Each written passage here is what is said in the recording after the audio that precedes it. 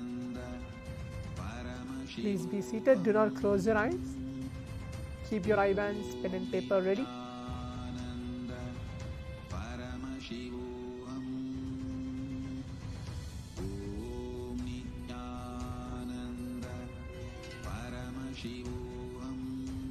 Please be seated and please cameras. As just by manifesting these powers, we are getting closer to Paramashiva, living and being in the space of oneness.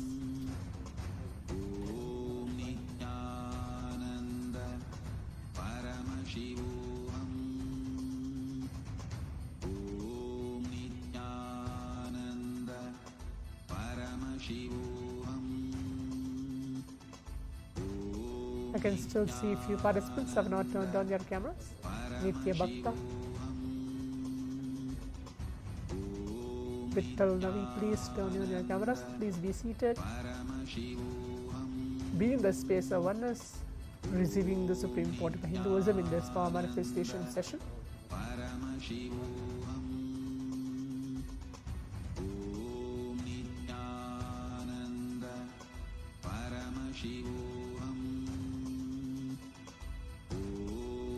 Now let us all sit straight with our head, neck and spine in a straight line as we are going to begin with the power manifestation. Nithyanandam Paramasugadam Kevalam Jnanamurtim Dvandvatitam Gahana Sadrusham Tattvamasyaadhilaksham Ekam Nityam Vimalamachalam Sarvadi Sakshi Bhutam Bhavatitam Trigunarahitam Sadgurum Tam Namami.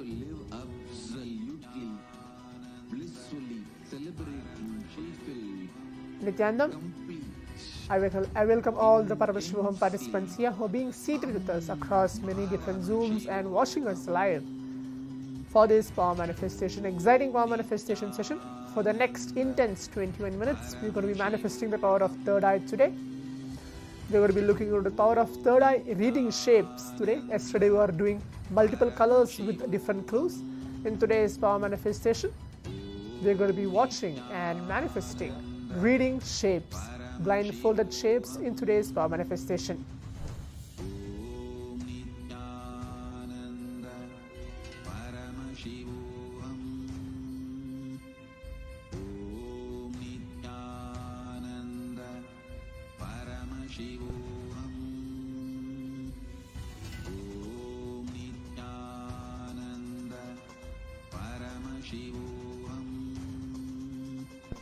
Today we are going to be manifesting the power of third eye today. So please be ready and please bring your eye bands, pen and paper, and please be seated. If you don't have an eye band, even just a piece of a cloth, it's fine. Do not blindfold yourself now. Well, please bring it and please be seated.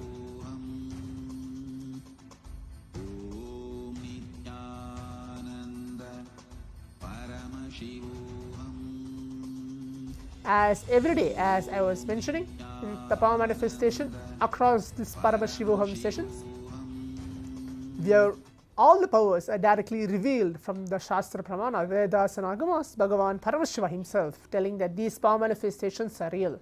For those of you who are attending, today is the day 4 of this Paramashivoham sessions.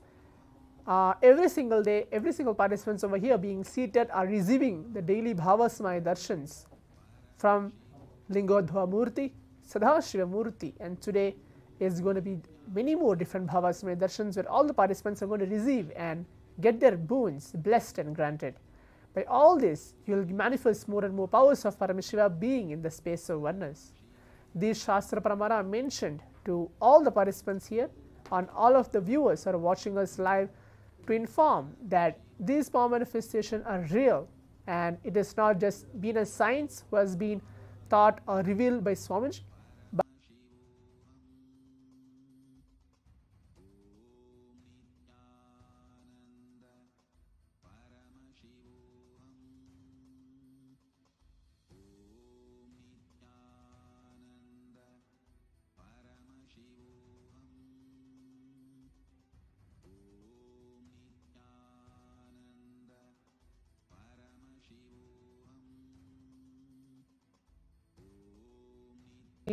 taught or revealed by Swamiji,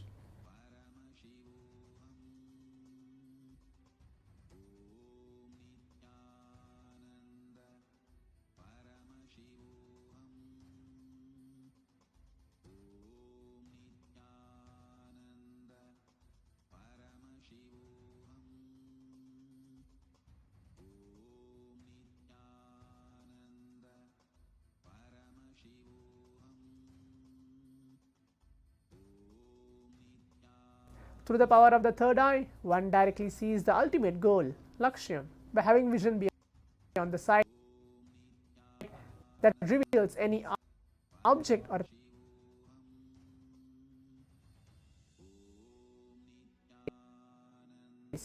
attaining the space of oneness with the source, Paramashiva himself. For all of us,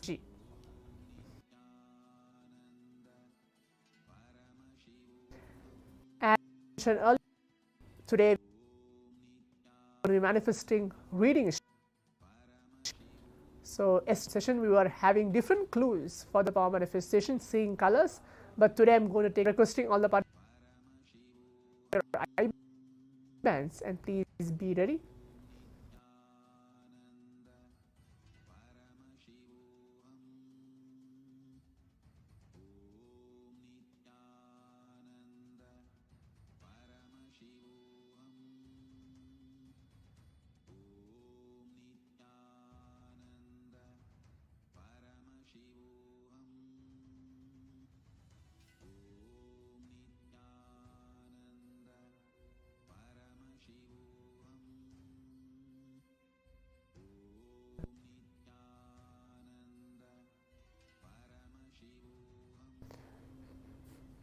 Now visualize Paramashiva onto a very nice space.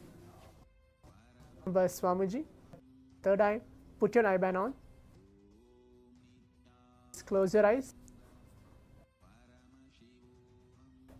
You can put your eye band, response to wear your eye bands. Visualize Swamiji and start chanting the Mahavakya. Om Nityananda Paramashivoham. Nityananda Paramashivoham.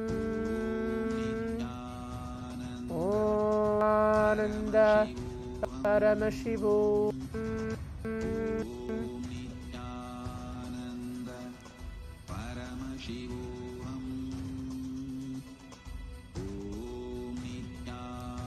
Remember Swamiji onto your inner space. We are going to manifest this round 3 minutes. Please keep your eyes closed.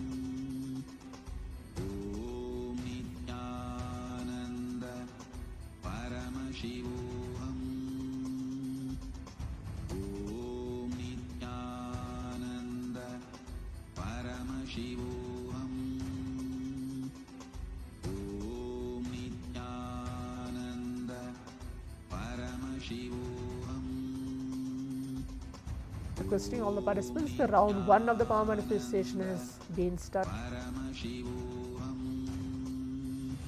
Let our biology become one with Paramashiva's biology. Let macrocosm we carry become one with microcosm. Let the microcosm we carry become one with macrocosm of Paramashiva. Let our organism become one with Paramashiva's organism. Let Paramashiva's organism become one with our organism. Let oneness become living strategy, living experience of all of us. Please keep your eyes closed. Do not open your eyes in between the sessions.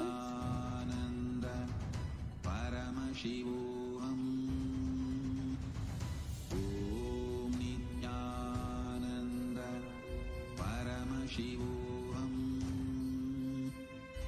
Om Nithyananda Paramashivoham. Request Swamiji to show what is the shape which is being revealed to all of you through the third eye. We have 1 minute to go. Keep chanting the Mahavakya. Please keep your eyes closed. I can see some of the participants are opening their eyes. Do not open your eyes now.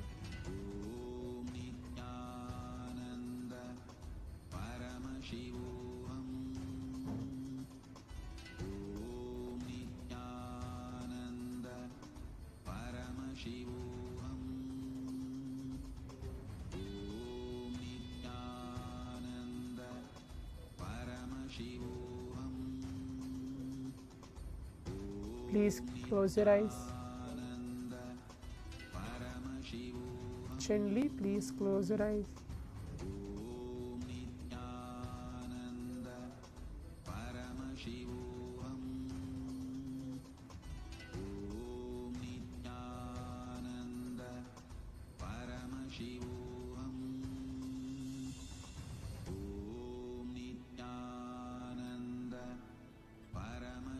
Just be in the space of oneness. This is the only time. This 21 minutes of this power manifestation is dedicated to all of us, just to manifest the powers of Paramashiva.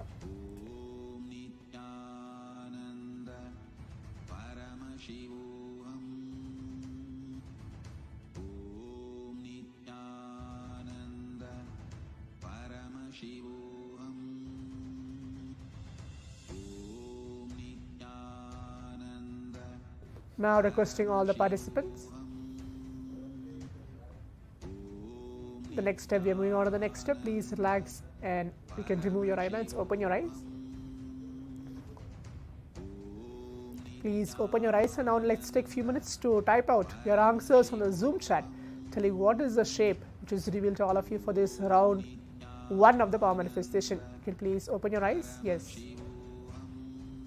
Please type out what is the shape which was revealed to you for this round 1 of the power manifestation. What shape was revealed to you through your third eye?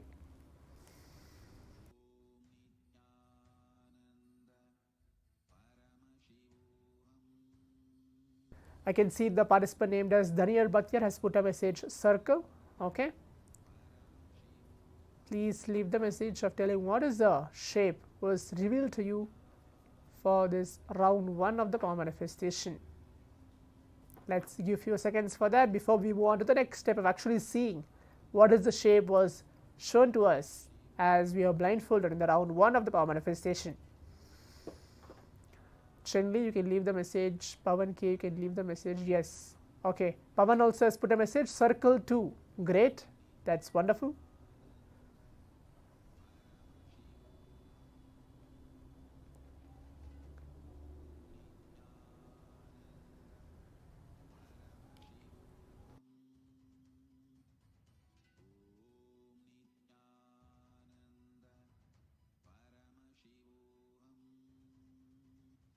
Requesting all participants to please leave the message on the Zoom, telling what was the revelation which was revealed.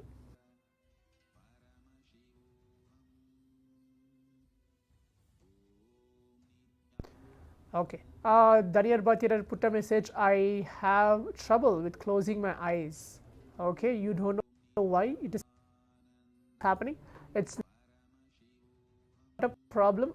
It's going to be anyway healed as you're going to manifest days. Closing eyes. Do not do anything else. Do not focus. Just close your eyes and remember him. That's more than enough. Few thoughts comes. This just comes and goes. Remember Swamiji and close your eyes. When you practice this within the next few days, you will see that problem which you have, that you are feeling that something is going on into your eyes and you're not able to close. You're having some trouble. That will be completely healed. Okay, yeah, that's not an issue at all.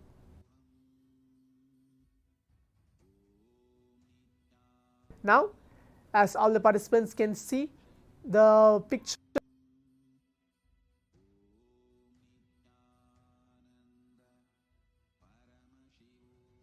or the shape which was chosen for all circle was chosen. So I think so. Many of the participants have manifested this as pictures. Are first good. The shape was circle was chosen for all of us.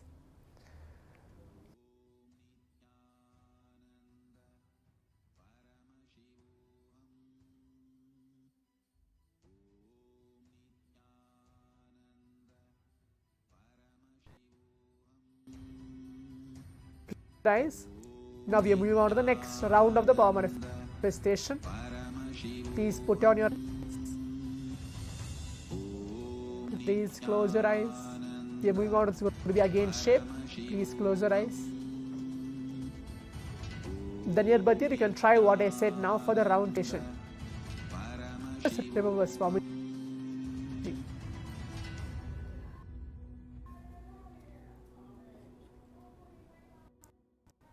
Visualize Swamiji onto inner space and keep chanting the Mahavakya as this round is going to be again shape.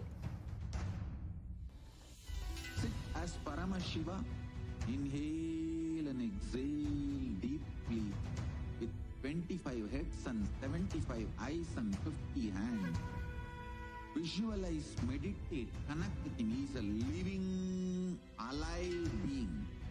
Drop your form into his Please close your eyes. Still I tell to open. We have again 3 minutes for this round. Is dissolved into his form. All my disciples, now I am initiating. Just see what's chosen for all of us in this round. Keep seeing. Sarubhya Mukti, Sayujya Mukti. Keep the chant of Mahavakya. Feel, or any of the participants feel some disturbances, or you just see a darkness. Om Nithyananda Paramashivoham. Om Nithyananda Paramashivoham.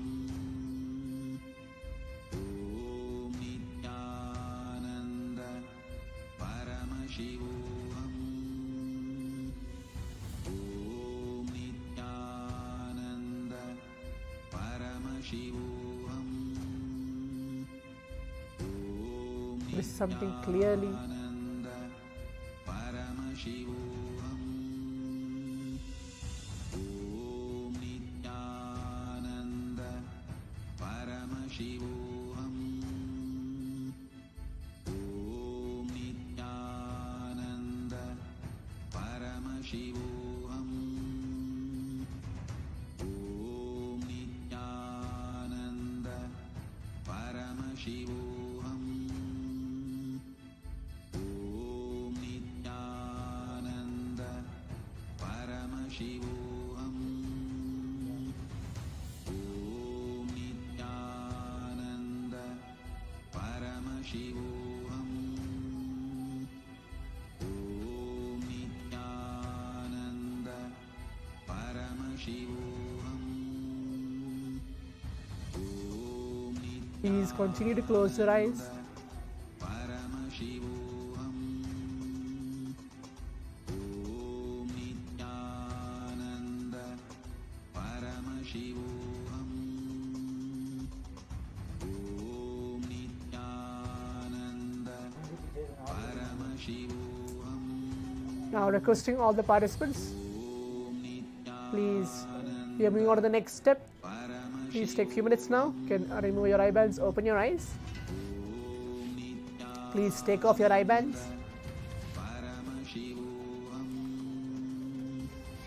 Yes, now the round 2 of the power manifestation has been completed. Now please take a few minutes to leave a message on the Zoom chat telling what was the revelation which you had for this round 2 of the power manifestation. The round 1 was circle, so let's see what's going to be for the round 2 of the power manifestation. Please take a few minutes for that before we move on to the next step of actually seeing what is the shape was chosen for all of us for this round 2 of the power manifestation.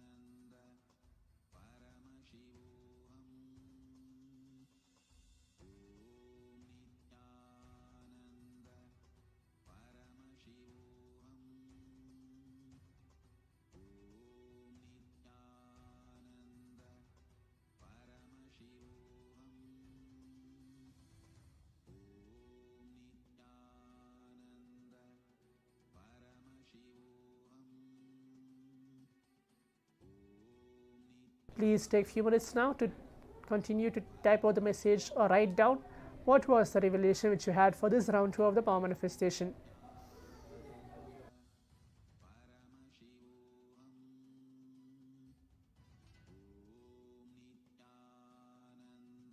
Now, as all the participants can see, the image was chosen for all of us was the image of a triangle. The shape was chosen was a triangle shape. So I hope many of the participants have manifested this round of power manifestation. The round 2, which the chosen shape was the triangle shape. So the first shape was circle and the second shape was the triangle shape for this power manifestation.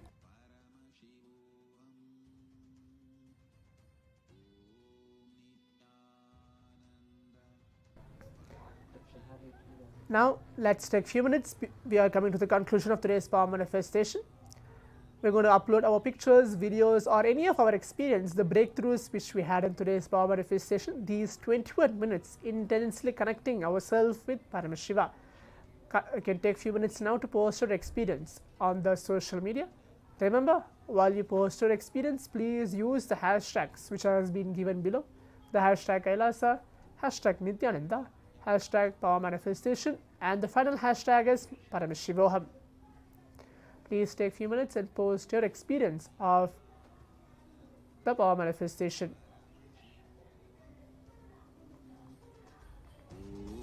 What's the time?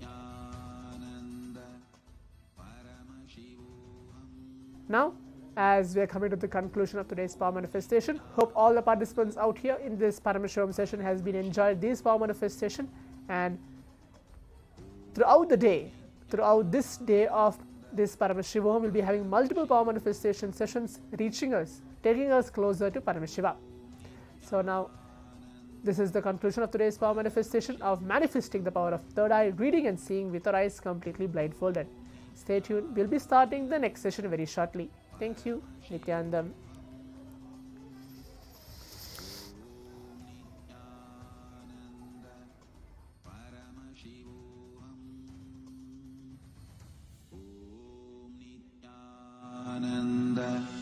Your fears, incompletions, insecurities, nothing is needed for you to exist.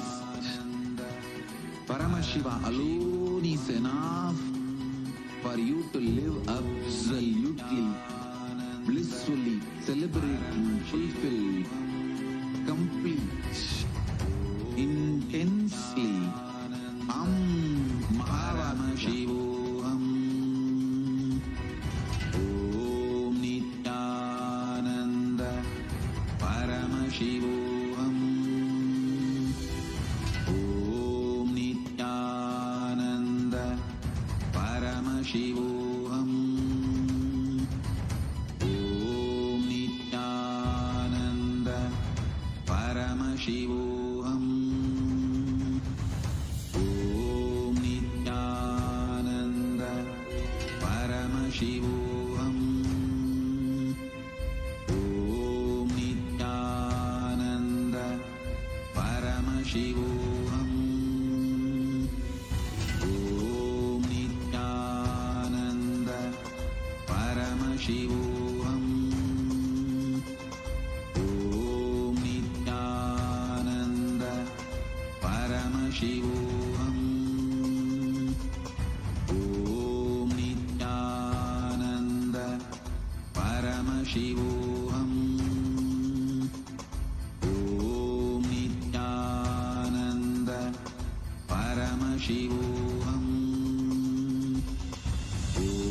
Nithyananda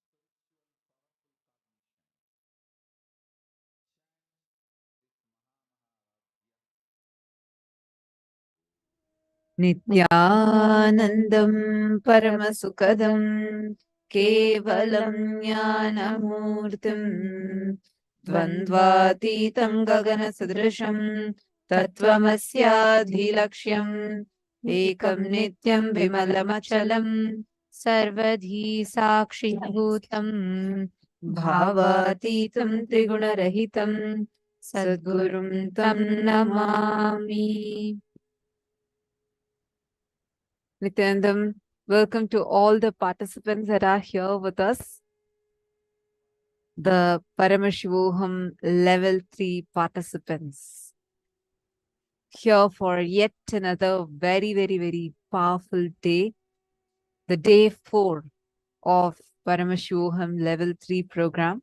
Today we are all going to be experiencing, like just yesterday, so many of you had such amazing experience of the spiritual astral travel and experiencing completion with our ancestors.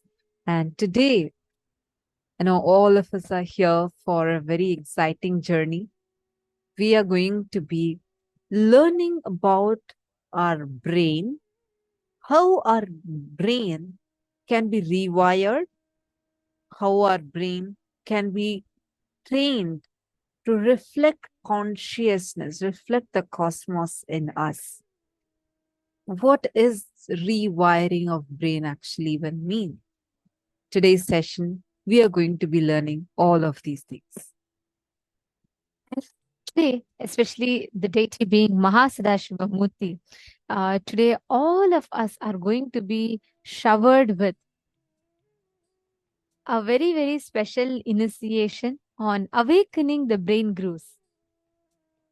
What is called the Aham Spurana process, where just through a particular visualization, Swamiji is going to be awakening the brain grooves in us to be able to cognize, experience the subtle dimensions of the cosmos. So are you all ready for it? Okay. All our participants seem very excited today. Ma Nini Singh, Nityanandam, Maindra Dionarayan, Mark Ziauzishi. Okay, I see a lot of Yasma in the chat. Ma Hedi Shlak, Ma Alexandra, Ma Johanna, Nityanandam. Okay, great. See, today's day is all about understanding the higher dimensions. We also are an understanding about how the basic dimensions of the cosmos work yesterday. What are the parallel universes? Today, we're going to take it to the next level. In today's program, in particular, all of us are going to be covering the aspects of experiencing the consciousness around us, the consciousness, conscious elasticity, rewiring of the brain, the Sadashiva Tattva, or how you can use your brain to reflect the cosmos, how you can manifest superpowers through your brain, how your whole brain can be awakened, and using your whole brain, how you can access the different dimensions of the cosmos. So we are going to be learning a lot on this. Get ready for having a very, very powerful session today. Nityanandam Ma Uma Subramanyam. Nityanandam, could you please come on camera, Ma? Ma Uma Subramanyam. Ma Yujing Kin and Ma Sneha Patil. Ma Meena Mohandas. Ma Maluya Mona. Ma Sally Newmas. Okay, Ma Indra Khera, Nityanandam. Nityanandam Ma Sneha. Very nice. Okay, where is your friend? I'm not seeing her.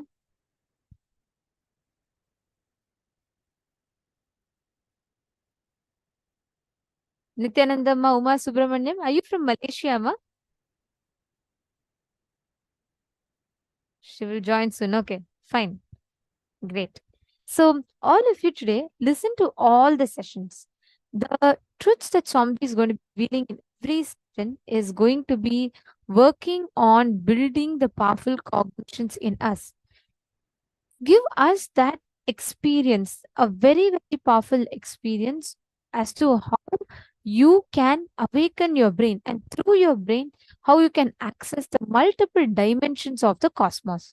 Actually, you should know your brain is the most powerful telescope most powerful microscope. Meaning, your brain can see the most distant planet, like let's say Pluto, Andromeda galaxy, or anything farther than that.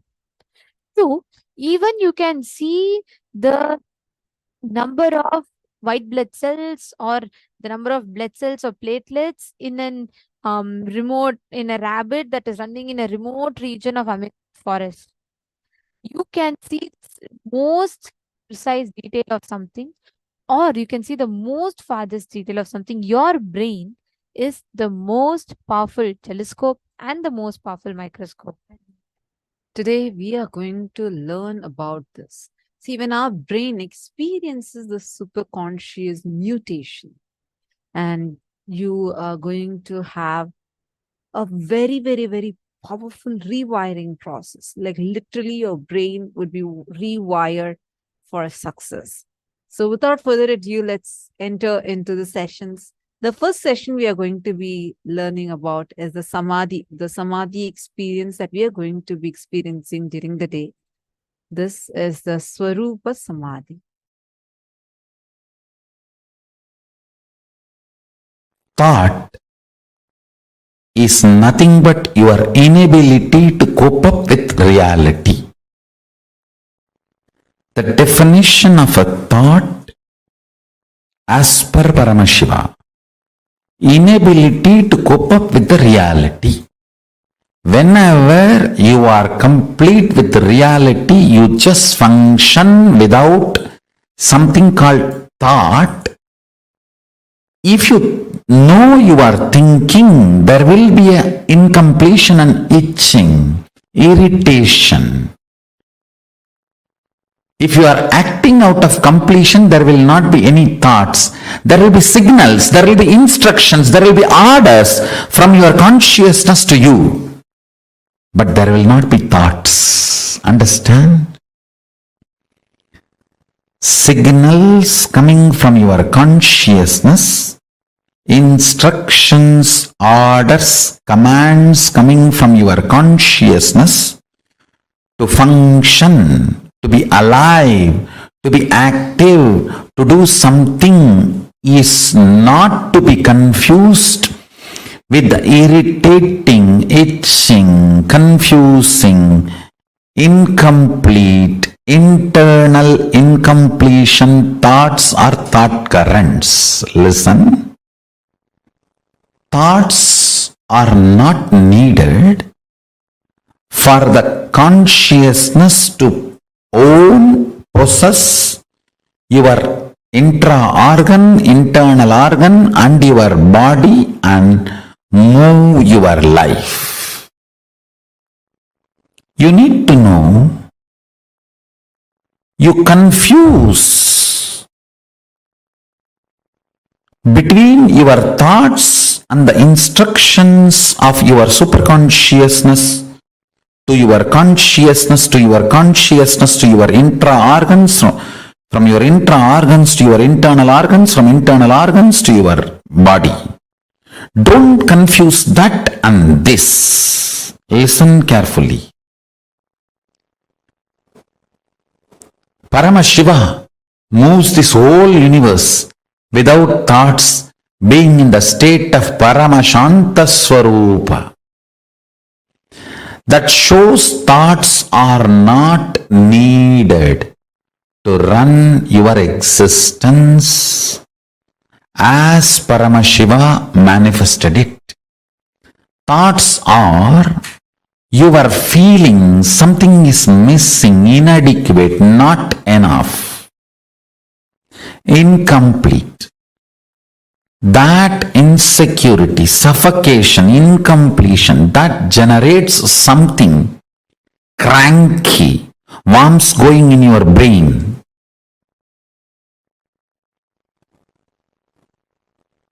Parasites running in your intestine.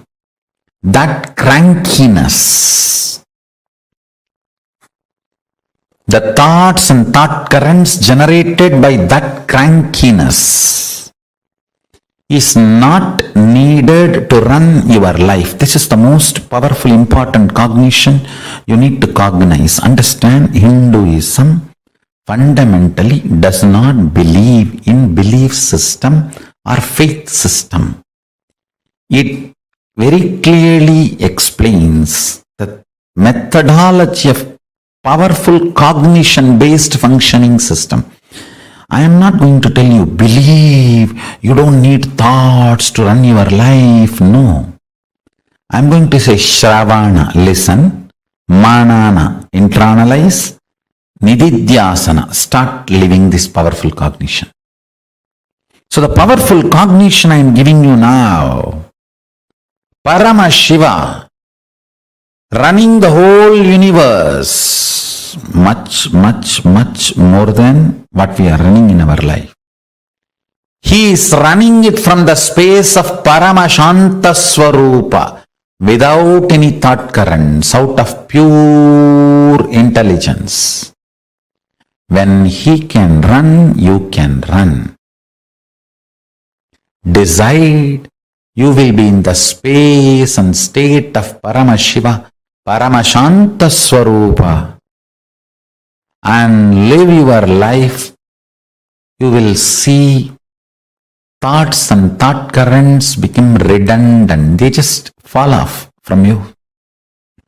Like a old skin getting peeled off and falling. The old hair falling. Old nail falling. Just like old things fall off from you.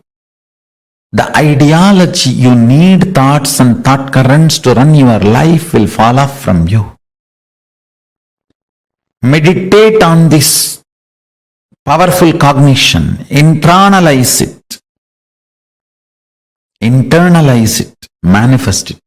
Do Shravana Manana Nididhyasana of Paramashanta Swarupa, Paramashiva, who is so big, he does not need thoughts even to run this whole universe. Even to run this whole universe, he does not need thoughts. Why do you need thoughts to run your life? Too small. Decide to be in his space by listening, internalizing and manifesting this powerful cognition in your inner space. Live and experience thoughtless space. There is a space below your heart center, above the navel center, Anandagandha chakra, where all the 21 chakras, above 7, middle 7, below 7, all the 21 chakras merge in. In that Anandagandha space, remember, you are Paramashiva. What you feel as Paramashiva, what you feel as I and Paramashiva is one and the same. With that decision to cognize Paramashivoham, Paramashanta Swarupa, Paramashivoham, he will manifest more and make you cognize you don't need thoughts and thought currents to run your life. Without thoughts and thought currents, just by directly manifesting his intuition and Paramashanta Swarupa, you become more and more efficient, more and more energetic, more and more alive, more and more spiritual, more and more strong, more and more enlightened. Your breathing and his breathing is one and the same. Please understand, this is the real good news he wants to tell you. If you are breathing, he is breathing inside you. Your breathing touches his breathing and comes back. Every time when you are inhaling, goes in and turns to come out, it touches his breathing and then comes out. So where your inhaling breath takes a turn as exhaling breath, that is where he is residing, he is available to you. His breathing and your breathing connects, only then takes a turn. That space is Paramashanta Swarupa.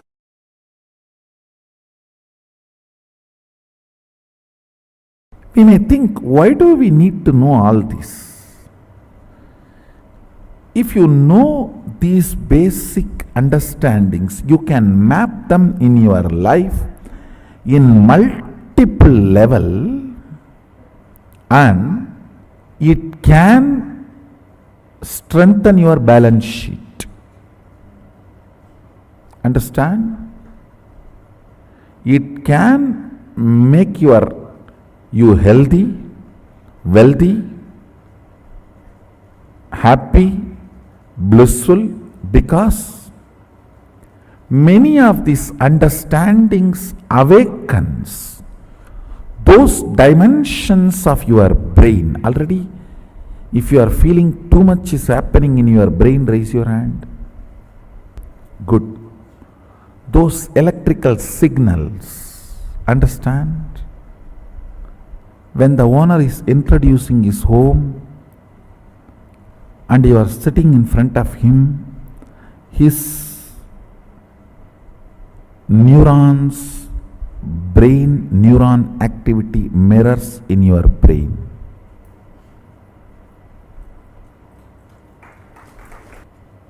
Bindu is life, Amritattva is life which cannot be dulled, reduced, diluted by length, breadth, depth, time. Kala Kala. Amritattva is the space on which time does not have a say. A cloth, even if you lock it inside a vacuum box for 10 years and then take it out again, you will see it has already withered. No weather would have operated on it, but time operates on it.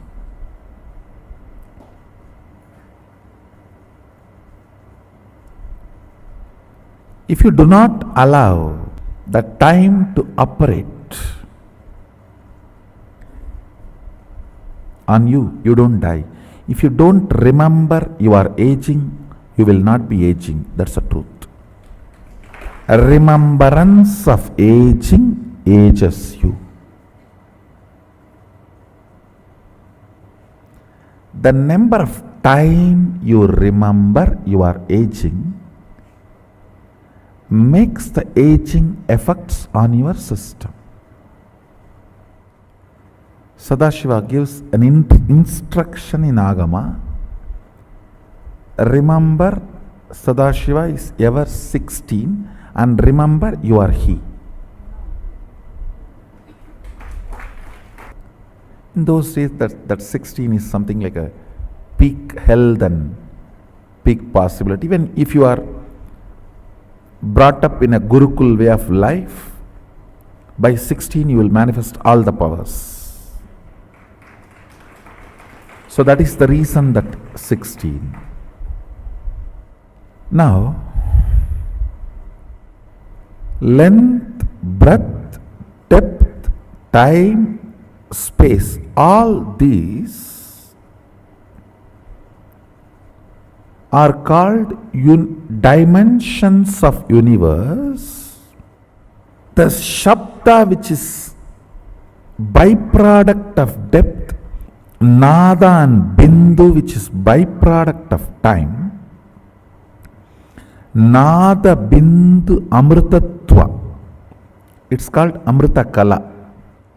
These things, these heads above, they are called multi-dimensions of the universe. Understand? You cannot call Shabda as the fourth dimension of universe. No. Third multi-dimension of the universe is Shabda. Fourth multi-dimension of the universe is Nada Bindu. Fifth multi-dimension of the universe is Nada Bindu Amritakala.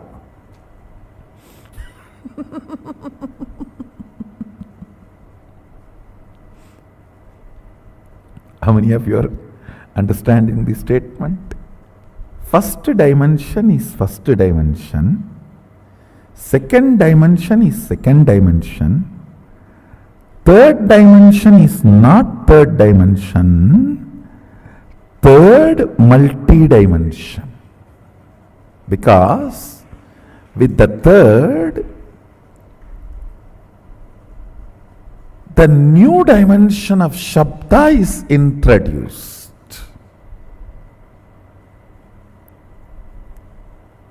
Which cannot be called as dimension because we are using the word dimension for 4th, 5th, 6th, 7th.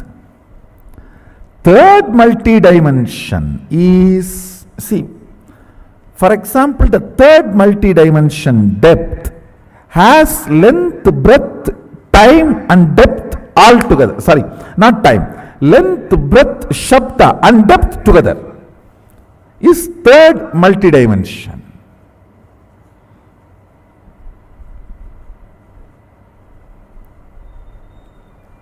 You should know why our masters describe gods with multiple heads. Fools are those who criticize the forms of our Hindu gods, who do not know the universe. They say, why so many heads, so many hands? You don't know. You know only handicapped persons. You do not know multi-handed persons. You know only headless chickens. You do not know multi-headed beings. Third multi-dimension holds length, breadth, depth and Shabda. The fourth multi-dimension holds length, breadth, depth, time, nada and bindu. I do not want to use the same word Shabda for nada, because nada with quality of life is no more Shabda. For example, Shabda can be called as a raw, precious metal you have.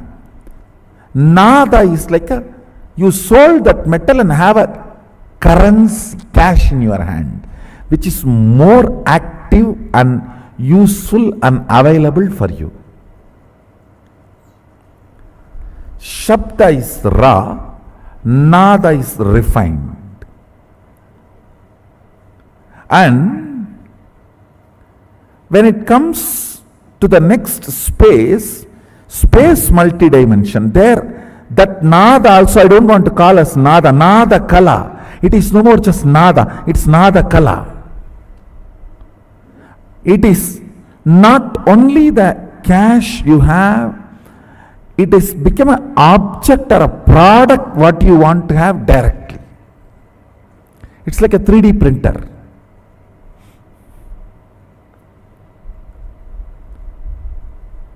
Out of nada kala, you can just directly do 3D printing of anything you want. Above the nada kala is bindu kala. Above the bindu kala is amrita kala.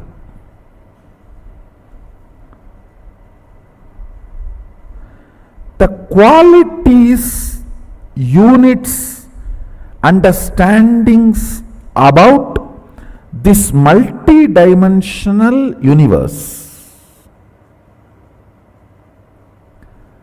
as two important use. One, please understand, all of you are now going to meditate. What meditate? Going to remember your original Swabhava Swarupa of Mahasadashiva. I am not just introducing me, I am introducing you to you.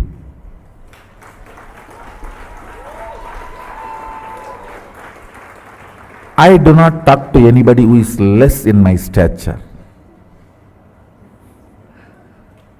understand this science is called Rajavidya, means a king does not talk to somebody who is less than his stature. This Vidya cannot be taught to somebody who is less than my stature. If I am teaching you, understand, you are same of me. The moment you decide to learn, you are same of me. I have a Shastra Pramana where Mahadeva Sadashiva, Mahasadashiva says, eternal age of 16 years. That's a beautiful word he is telling. He is not saying the 16 which comes after 15 or before 17. He says eternal age of 16. If he says meditate me as 16, you may think before 17 and after 15, that's 16. No. Just pick up the 16 and freeze it into eternity. That is why he is using the word eternal age of 16 years. The quality of the 16 should be absorbed and frozen into eternity. Let me read out the original verse for all of you. Panchasyam dasadortandam spatigabam trilochanam shantam chandrakalachutam sarpasannada sajjatam mantrasimhasanasinam swetabatmo paristitam kundalaihi karanai haraihi katistutro darabantanaihi keyuraihi kataikaischaiva channa virais samyutam shodasap yutam kantam suprasannam smitananam sulam parasu katkancha vajram vagnim cha dakshine abhayam pasamanyancha kantam nagankusautata vamahasta katam dhyayet anyatacha nigatyate prasalpaya katvanka shakti stulastu savyata vame damaru sarpaksha malendivara purakaihi. Eternal 16 means the 16 which comes before 15, before 17, after 15 has its innate quality of becoming 17. He does not want the 16 which will become 17. He says the 16 should be picked up and made it into eternal.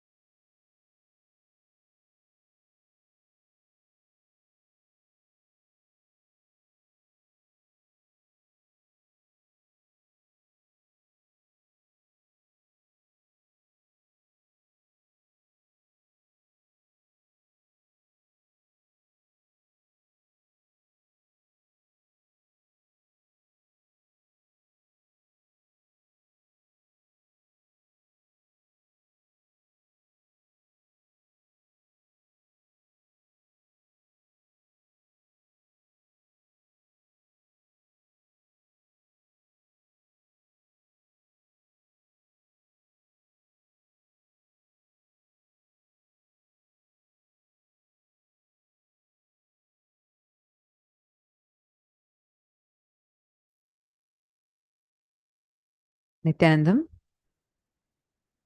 Nithyanandam. Sorry for the technical glitch. We face a small technical glitch, hence the delay. I complete for that. I hope all of you are able to see us and hear us clearly. What did each of you understand about Swarupa Samadhi and understanding about how you can reduce the thoughts? What are the clicks that each one of us had during this session today?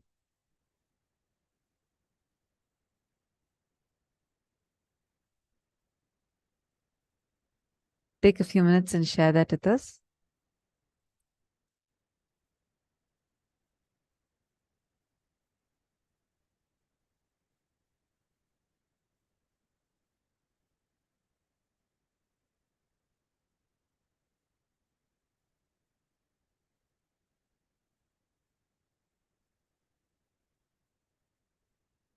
See, what Swamiji revealed right now, what we listen to right now, is actually like only when you are, when you do a lot of tapas and you do so much of penance, people do intense tapas to achieve the state.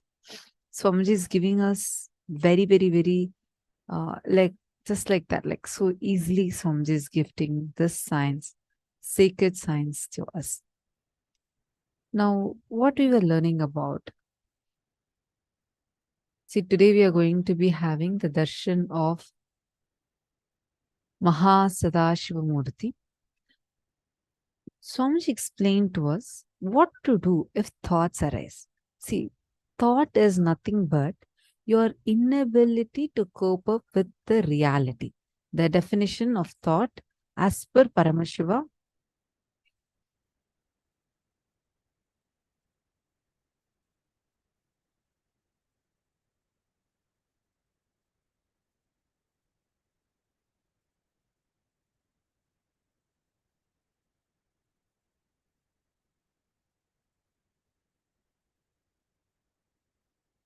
Sorry, are you all able to see me now? Okay. See, thought is nothing but your inability to cope with the reality. And the definition of a thought as per Paramashiva is ability to cope up with reality. And thoughts are not needed for the consciousness to own, possess your intra-organ, internal organ, and your body. How to run your life without thoughts, that's what Swamiji very beautifully explained it to us and answered us.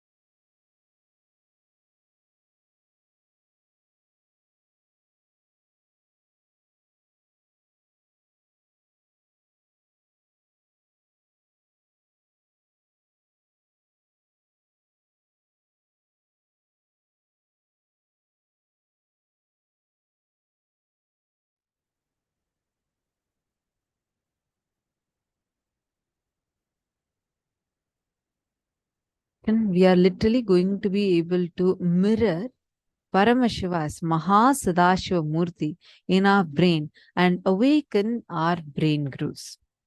Now,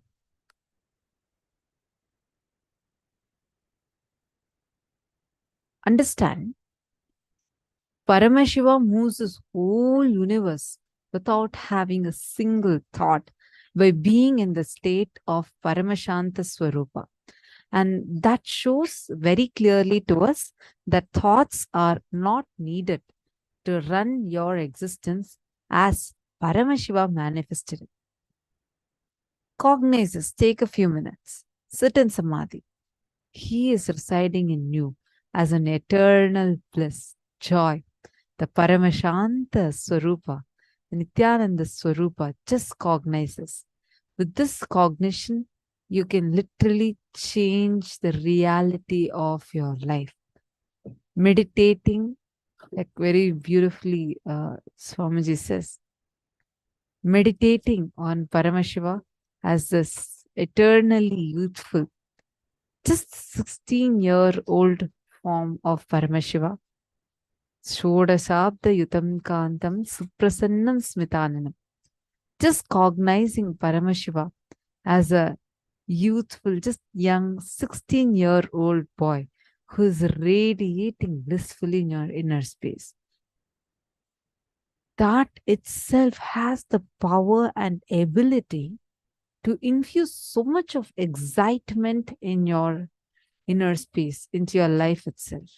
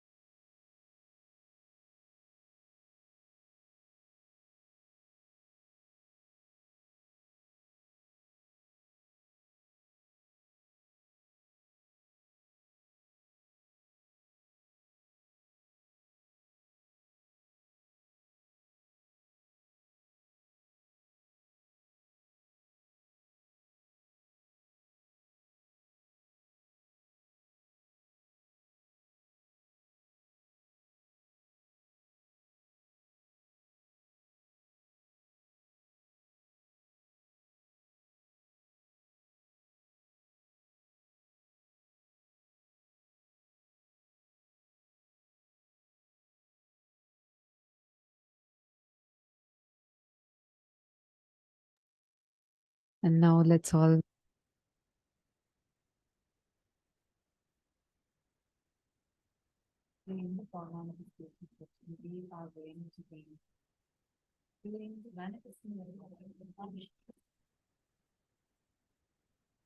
Actually, I'll tell you all one thing. Talking about the activation of our whole brain, right? Like you're functioning the whole brain. Whenever you are manifesting the state of Mahasadashiva, understand today Mahasadashiva is the Murti. Like there is a manifestation of Paramashiva that all of us are going to be having the darshan of.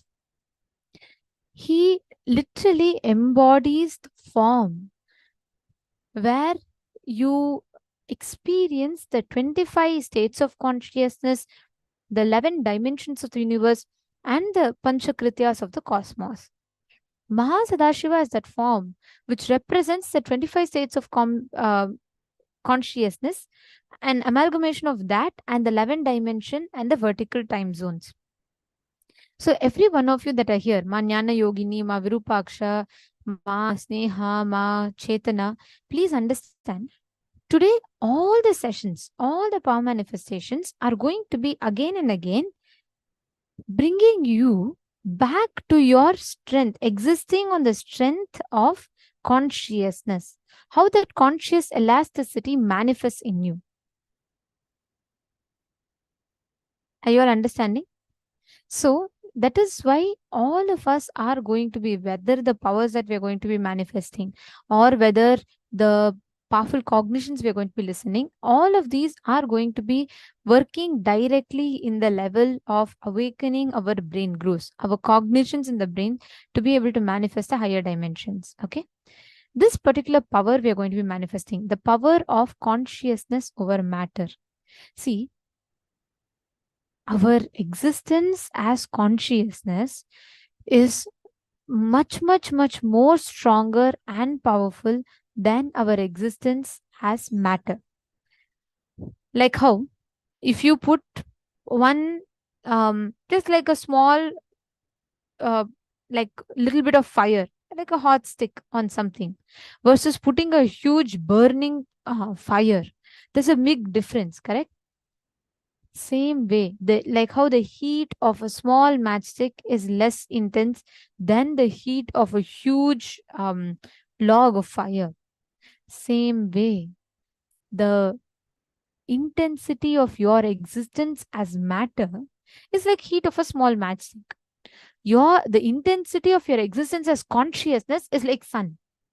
But we all are so used to believing or cognizing and acknowledging our existence as matter, we do not even empower or interact with our existence as consciousness.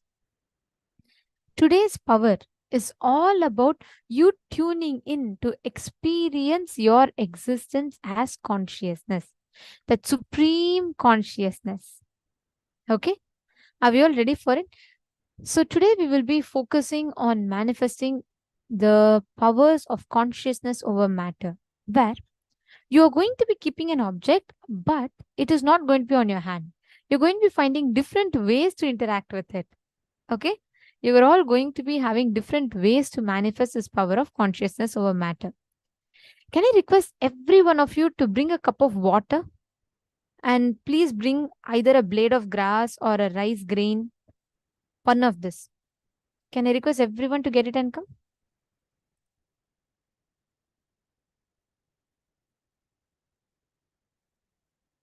Ma Zunyu Zeng, Ma Yoga Jnana Rupini, Ma Shushwa Chen. Come on, every one of you, please bring a glass of water with a blade of grass or a rice grain. Anything is fine. Something that floats in the water.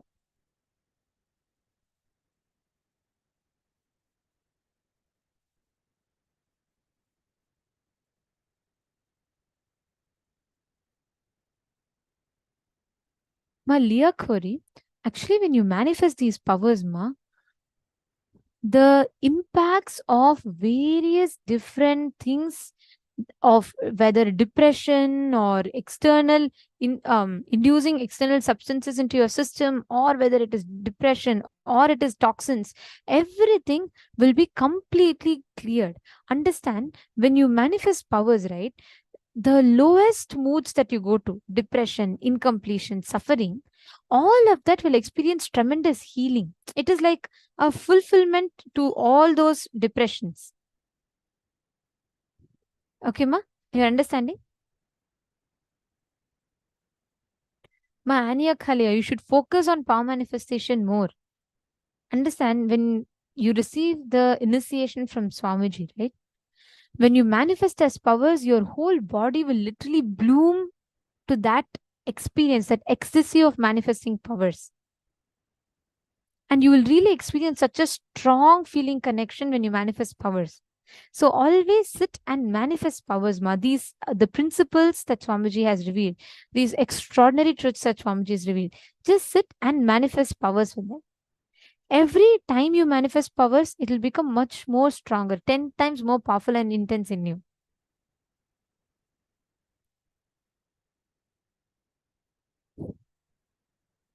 Great. Wonderful. Now let us all enter into the power manifestation. Now, all of you have kept a cup of water, right? Listen very carefully. The intensity of your existence as consciousness is more powerful than the physical matter. You don't need an external force. You don't need a physical force to move the matter in front of you. Your consciousness, which functions, fuels, and runs the matter. There is one part of you, your consciousness, which runs your body, right? Something in you is commanding. Your brain commands your hand has to move, your hand moves. Your brain commands that your stomach is hungry and you have to pick up the food, your hand goes and picks up the food. Same way, that consciousness is something that commands even the brain. It is powerful, 10 times more powerful. Immediately, it will give you the response. Understanding? So, with that cognition, all of you sit and declare, decide to manifest the power of consciousness over matter. Means, decide, I am consciousness.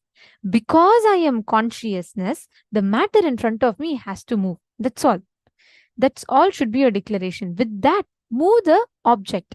You will see, don't make sure that the fan is not on and something is from external should not move. And same way, you should not hold the glass in your hand. Keep it on a table somewhere where it is not moving or shaking much. But with your will, tell you want the needle to go in the right direction. You want the grass or rice grain or something to go in the like circular direction. Whichever direction you declare. Chant the Mahavakya. Literally visualize that consciousness actually going and working with it. You will see how the manifestation will happen. Understand, Swamiji made a very, very important revelations in this session. Swamiji said, our thoughts are nothing but our inability to cope up with the reality. You don't need thoughts to survive. You do not need thoughts to exist. You do not need thoughts to survive. So please do not entertain, cherish, create any thoughts. Connect intensely to Swamiji. Drop all the thoughts that is happening in your inner space. Only again and again come back to the idea, I am consciousness, I am supreme. From that space, sit and manifest.